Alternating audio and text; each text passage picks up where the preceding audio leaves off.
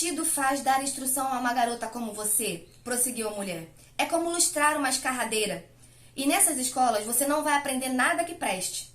Só há uma coisa na vida que mulheres como você e eu precisamos aprender, e ninguém ensina isso nas escolas. Tahammul, a capacidade de suportar. Suportar o quê, Nana? Indagou a menina. Não se aflija com isso, retrucou Nana. Não vão faltar exemplos.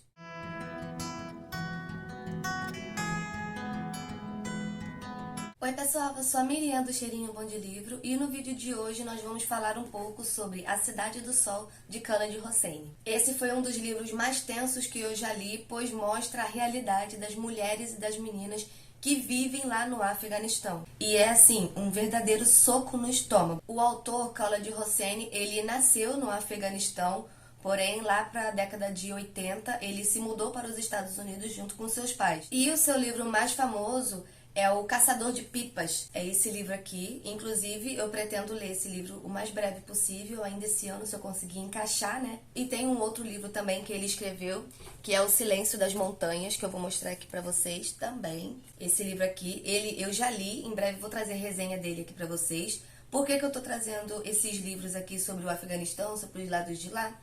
Porque tá aí acontecendo essas guerras lá no Oriente, né? E isso me despertou bastante a atenção, afinal de contas, né? Quem não ia se impactar com essas notícias, essas últimas notícias em pleno século XXI. Nesses livros é retratado um pouco da realidade das pessoas de lá. Não é a mesma coisa de estar ali no foco ali do furacão, né? Mas a gente passa a ter um pouco de noção e passa a ter um pouco também de empatia sobre a realidade das pessoas de lá. Você em algum momento da vida já deve ter ouvido sobre como é o regime de lá. É o famoso lugar onde as pessoas usam ou usavam aquelas roupas, aquele roupão, né, que se chama burca. Enfim, é sobre aquele lugar que nós vamos conversar um pouco. Tá, mas mesmo que não saibamos muita coisa sobre a cultura, o regime, sobre as coisas que acontecem por lá, o real mesmo, o autor, apesar dele não ter crescido lá, ele fez uma pesquisa bastante minuciosa sobre os costumes, os regimes, sobre tudo que acontece por lá, e ele nos traz esses detalhes assim,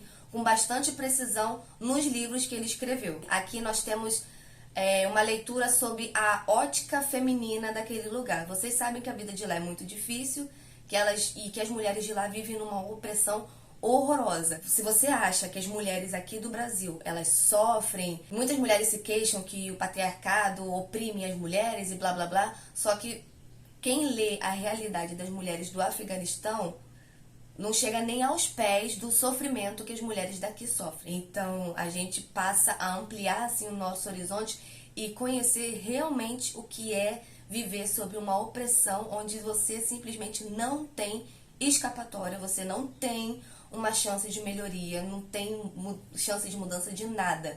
As mulheres vivem na opressão naquele país e não tem escolha. E isso é muito triste. Esse livro aqui, ele nos dá uma boa noção geográfica, antropológica e cultural, com muitos detalhes da cidade de Cabul, que é a capital lá do Afeganistão, e de toda a região em volta. A gente faz literalmente um passeio em toda a terra, a gente literalmente mergulha na cultura afeganistã. E se você pesquisar por fora, o que eu aconselho fortemente que você faça, que você, toda vez que você lê um livro que tem uma cultura diferente daquilo que você conhece, é interessante você pesquisar um pouquinho a parte, sair um pouquinho da bolha, sabe?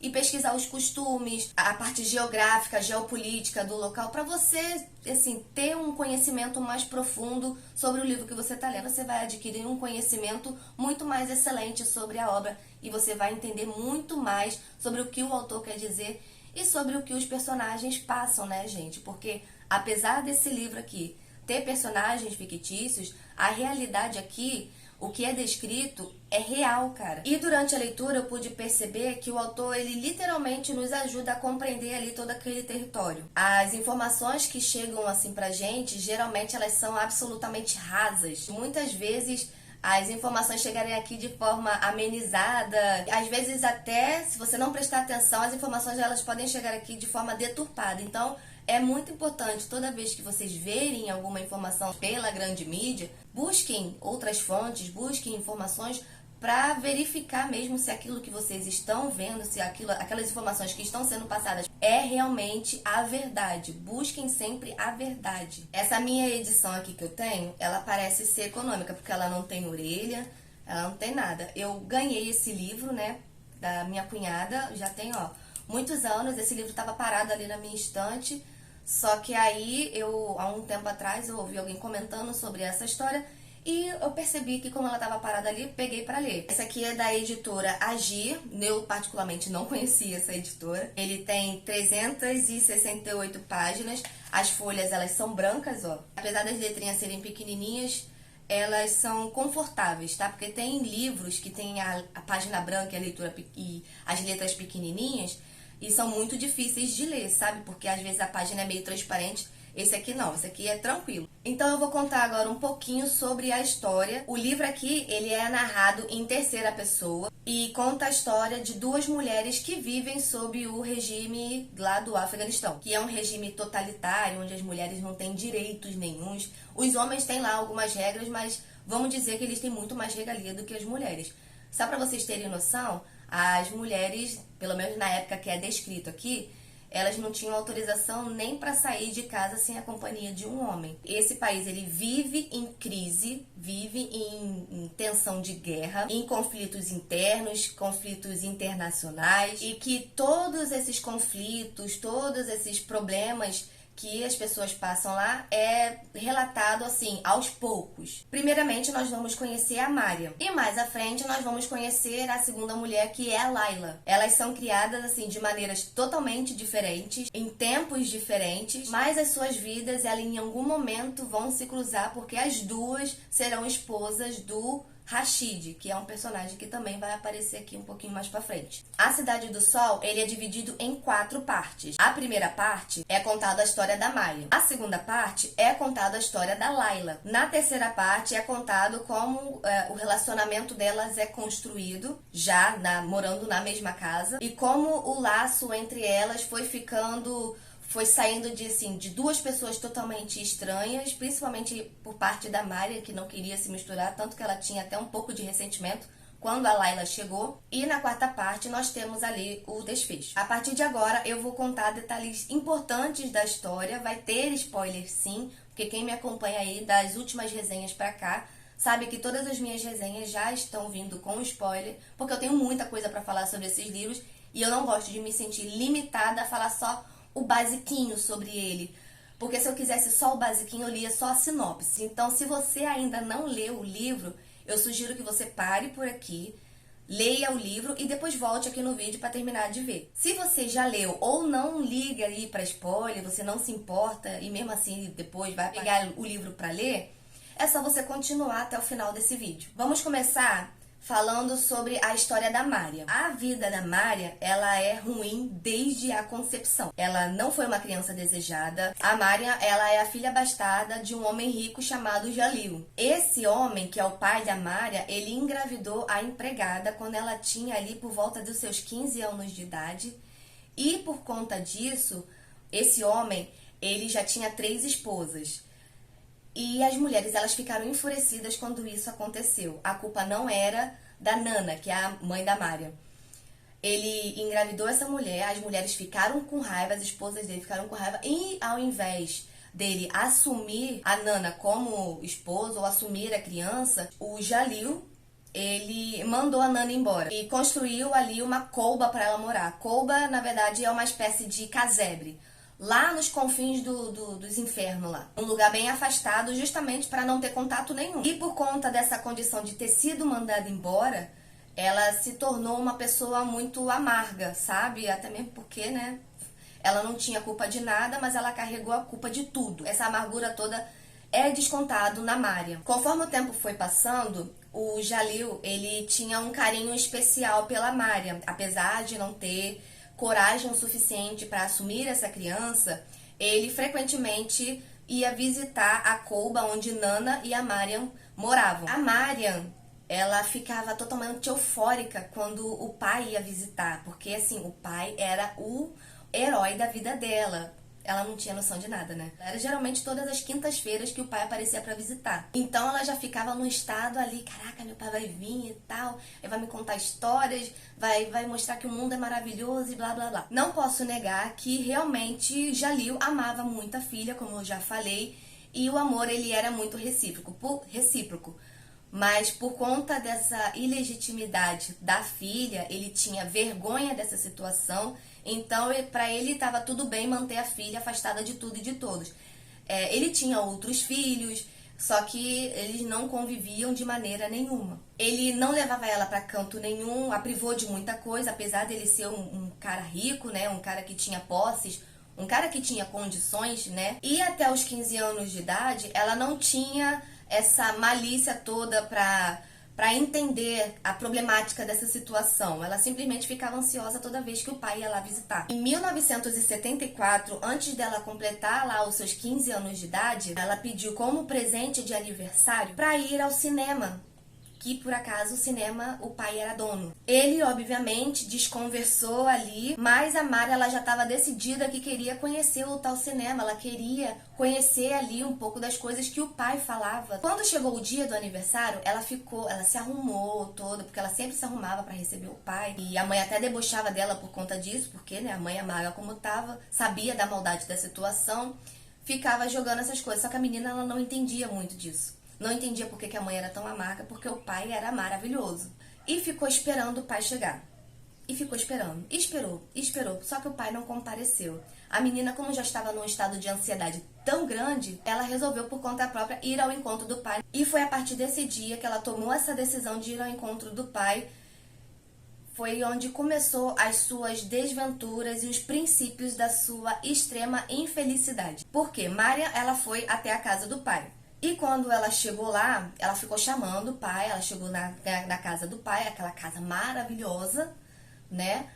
E ela ficou chamando o pai. Aí os empregados, né, que já tinham um certo preconceito com a menina, ficou mandando ela embora. Nisso que ela estava observando dentro da casa, ela viu pela janela que o pai estava lá dentro. O pai, através dos seus empregados, mandou ela embora. Ao chegar em casa, desiludida, triste por tudo ali que aconteceu, a mãe, pouco antes dela sair, falou assim, se você for embora, eu morro. E ela cumpriu isso. Quando a filha chegou em casa, encontrou a mãe morta, enforcada. A mãe, ela se matou. Ela se viu sozinha, ela não tinha mais ninguém e acabou sendo levada para morar lá na casa do pai. As mulheres dele não aceitaram isso e achavam a presença daquela menina um ultraje. Achava aquilo ali vergonhoso. Elas odiaram a presença daquela menina lá. Nisso, elas arranjaram um casamento pra menina com um homem 30 anos mais velho, que é o Rashid. Aí, ó, entrou o Rashid na história. Ela acabou sendo convencida de que essa era a melhor opção pra vida dela. Nisso que ela casou com o Rashid, ela cortou todos os laços com o pai. Mesmo se ela quisesse manter algum tipo de laço, não daria também, pois o homem com quem ela se casou é bonzinho ali no começo, se mostrava prestativo, se mostrava um homem maravilhoso, mas depois ele transforma a vida da Maria num verdadeiro inferno. Enfim, ela foi pra Cabul junto com o marido. Ela passa a usar burca, ela não tinha o costume, tanto que ela achou até muito estranho, muito curioso, muito ruim, né? Porque ela vivia, teoricamente, livremente lá na Coba, junto com a mãe, e ela não se preocupava em usar esse tipo de vestimenta. Quando ela chegou na cidade de Cabul, o marido meio que obrigou ela a usar aquelas roupas, e ele ainda falou, não, você vai se acostumar, tá? Ela é engravida, ele trata ela com mimos, aí ela perde o neném, depois ela sofre mais abortos, ele passa a desdenhar dela, começa a maltratar ela. Só pra vocês terem uma ideia, eu vou ler aqui na página 94 e 95. Ele agarrou sua mão, abriu-a e depositou ali um punhado de pedrinhas. Ponha isso na boca. O quê? Ponha isso na boca.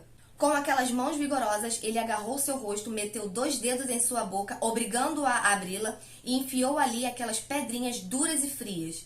Mariam tentou lutar contra aquilo tudo, mas ele continuou a enfiar as pedrinhas em sua boca com o lábio superior erguido com um sorriso de desdém. Agora mastigue, disse ele. Com a boca cheia de pedras e terras, Mariam tentou balbuciar uma súplica. As lágrimas lhe escorriam pelo canto dos olhos. Mastigue, berrou ele, e aquele hálito de cigarro atingiu em cheio seu rosto. E ela mastigou. Lá no fundo de sua boca, alguma coisa estalou. Ótimo, disse Rashid, suas mandíbulas tremiam. Agora você sabe o gosto do arroz que faz. Agora sabe o que tem me dado nesse casamento. Comida ruim e nada mais. E foi embora, deixando Mariam cuspindo pedras, sangue e pedaços de 2 molares quebrados. Mariam, ela finalmente teve que colocar em prática o que a sua mãe lhe ensinou, a capacidade de suportar. Quando vamos para a parte 2, tem um salto no tempo. Nós vamos lá para 1987, onde nós conheceremos uma Layla de apenas 9 anos de idade. E com uma realidade assim totalmente diferente da de Mariam. Ela é absolutamente amada pelo pai e o pai se dedica muito pela filha. Ele ama aquela menina com todo o coração e cuida dela. Porém, a Layla, ela é negligenciada pela mãe, porque a mãe, ela sofre de depressão desde que os seus filhos mais velhos saem para lutar contra os soviéticos. Então, nesse período de infância na Layla, temos uma guerra como pano de fundo. E nessa parte aqui da vida aqui da Layla, nós temos bastante detalhes, inclusive, sobre esses conflitos. Nós acompanhamos as mudanças que ocorrem na cidade, o princípio das restrições, tem os ataques, os bombardeios. E num desses bombardeios, os pais da Layla, eles acabam morrendo. E a Layla, ela se encontra sozinha. Mais uma vez, uma menina vulnerável. Nisso, a Layla, ela já é, assim, mais velhinha, mas já é adolescente. Layla, ela tem um amigo muito querido chamado Tariq, que mais pra frente, na adolescência, propriamente dito, se torna ali o namoradinho dela. Mas os conflitos naquele lugar acabam separando o casal. Num determinado momento, Tariq, ele é tido como morto e a Layla se vê grávida e sozinha. E ela precisava se casar o quanto antes, porque vocês sabem que as mulheres, né, não tinham direito nenhum, e se ela aparecesse grávida sem estar casada, seria morta com certeza. E quando o Rashid cruza a vida dessa menina, ele vê ali a oportunidade de desposá-la. E ele mesmo planeja ali uma artimanha para tomá-la como esposa. Quando chegamos aqui na parte 3, nós temos uma Mariam com 33 anos de idade, mas que aparenta ter muito mais do que isso, né? Porque o sofrimento faz as pessoas envelhecerem. E temos a Layla com 14 anos de idade. No começo da convivência delas, assim que Layla chega ali na casa do Rashid, Mariam, ela tá muito ressentida com a segunda esposa. Ela, de cara, não gosta de Layla e chama de ladra, de marido. Elas se estranham bastante. E o ressentimento que a Mariam tem, ele cresce mais ainda, porque o Rashid trata a Layla como se fosse ali um bibelozinho no início, uma bonequinha com todo cuidado, com todo amor, enquanto a Mariam é tratada assim, ó, o tempo todo, sempre sendo maltratada. Principalmente quando descobre ali que Layla tá grávida, aí que o bibelô aumenta, sabe? Porque a Mariam, ela nunca pôde gerar filhos, né? Sofreu vários abortos e acabou sendo uma mulher que não teve filhos. E a Layla, ela já chega lá e engravida logo. A Layla, ela é tida como um prêmio ali pro Rashid. Esse tratamento 5 estrelas acaba quando a Layla, ela tem a criança e nasce uma menina, que recebe o nome de Aziza. Ele nunca chama a menina pelo nome, só chama de a bebê ou coisinha. Não suporta o choro da neném e por conta disso começa a fazer ameaças em cima de Layla. Com o tempo, Mariam, ela vai se acostumando com essa situação, vai se acostumando lá com a ladra de marido, mas seu coração vai amolecendo mesmo quando vê que Layla começa a defender a Mariam contra os golpes de Rashid, pois tudo de ruim que acontece na vida de Rashid, ou qualquer coisa que ele julga ruim, ele desconta tudo na Mariam. Tudo que vocês imaginarem, a Mariam tá lá com um saco de pancada. E o que facilita mais ainda o amolecimento do coração da Mariam em relação a Layla é a Aziza, a nenenzinha. Porque ela começa a pegar um amor muito grande pela criança, uma vez que ela nunca pôde ter filhos, né? Então a criança ali meio que começou a ser a alegria da vida dela. Apesar delas serem esposas do odioso Rashid, porque eu senti muita raiva desse homem o livro inteiro, elas se unem, elas passam a se ajudar, elas se tornam confidentes, elas se tornam muito amigas e passam a ser ali o apoio uma da outra. Então elas se encontraram uma na outra, elas se tornaram amicíssimas. Mas é nessa parte também que começam a acontecer muitas coisas terríveis, porque sim, dá pra ficar pior. Na década de 90, se vocês pararem pra pesquisar, os talibãs, eles tomam conta do país, que passa a se chamar Emirados Islâmicos do Afeganistão, onde os guerrilheiros foram tomando conta ali dos arredores aos poucos até chegarem em Cabul, que é o local onde elas moram. Esses talibãs aí, eles criaram uma lista de regras que deveriam ser seguidas tanto por homens quanto por mulheres. E se eles não obedecessem essas regras, se a população de lá não obedecesse, eles seriam severamente punidos. Dentre essas regras, tinham que rezar 5 vezes ao dia.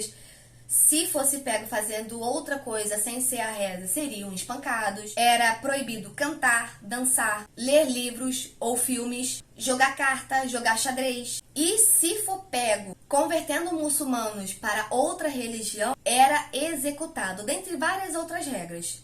Mas, para as mulheres, tinha mais uma lista de regras além dessas aí. Por exemplo, elas só podiam sair de casa para fazer qualquer outra coisa na presença de um homem. Elas nunca poderiam sair sozinhas. Caso contrário, elas seriam severamente espancadas e mandadas de volta para casa. Só poderiam falar se lhe dirigissem a palavra, não podiam olhar um homem nos olhos, não podiam estudar, trabalhar, usar joias, cosméticos, pintar as unhas, rir em público, entre outras coisas, senão seriam espancadas. Uma coisa horrível. E fora muitas outras coisas que tá na lista que não preciso nem citar aqui de tão absurdos que são. Só que no final das contas seriam sempre severamente punidas. Rashid, né, sendo a escória da natureza, adorou tudo isso. Na página 248, mostra um pouco da satisfação dele em relação a essa situação. Rashid não estava muito incomodado pelas atitudes dos talibãs. Só precisou deixar crescer a barba e frequentar a mesquita. E fez ambas as coisas. Encarava tudo aquilo como uma espécie de surpresa afetuosa e condescendente. Um pouco como alguém que vê um primo um tanto excêntrico e imprevisível, que deu para fazer coisas risíveis e escandalosas. Nesse período, Layla engravida de novo.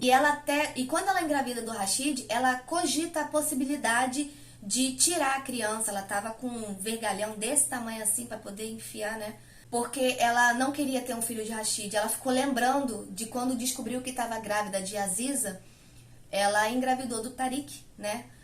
E ela ficou muito feliz, apesar dos temores que tinha, ela ficou feliz por ter ali uma partezinha do seu amado Tariq, de ter ali um pedacinho do que restou do amor dela pelo homem que ela amava.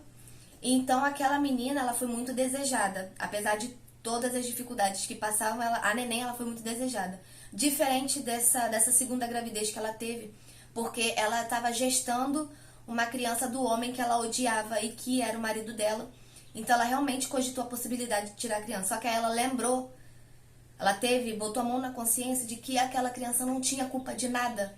Então não seria justo tirar a vida dessa criança, entende? Então ela resolve ter o neném sim. Em 1997...